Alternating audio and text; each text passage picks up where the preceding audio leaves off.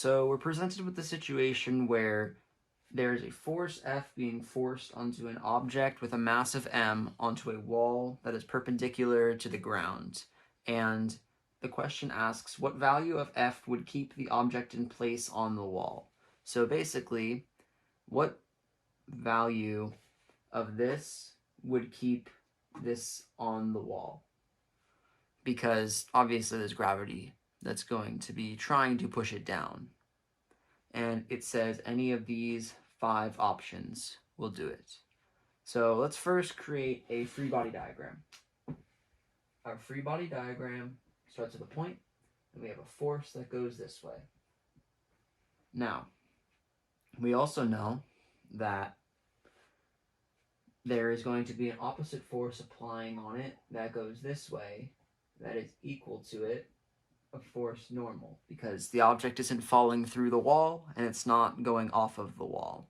So those two are going to be equal. Now, what there's also going to be is a force of gravity that extends down. And what we're trying to find is a force of friction, because force of friction goes parallel to the ground in opposite a direction of wanted movement. That goes up this way. And we're trying to solve for it so that they are equal to one another, because we want there to be no movement at all. So this direction and this direction are going to be equal, and I'm going to use those little dashes to represent that. And this would be a force of friction. So now we need to create our sum of forces. Let's define what positive and negative are. I'm just going to say positive is up and to the right, and then negative is obviously the other two. Now we create our sum of forces. Our force in the x direction is equal to our, let's actually first label each of them, positive, positive, negative, and negative. Our force of x is equal to, this is going in the x direction, this is going in the x direction, our force minus, because this one we labeled as negative, force negative. Now let's do our y direction.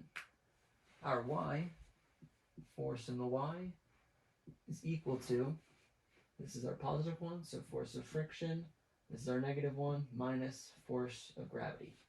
We know that because we want there to be no overall movement, because we want to keep the object in place on the wall, that these forces have to all add to equal 0. Where did my eraser go? Here it is.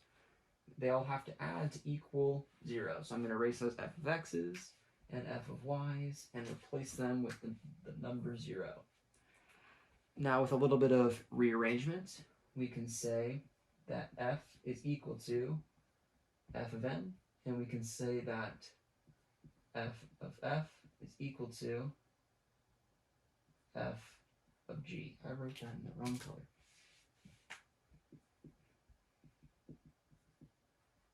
There we go. Now, 2 other given equations that we know, just because we've been taught them, is the equation for what force of friction equals and the equation for what force of gravity equals.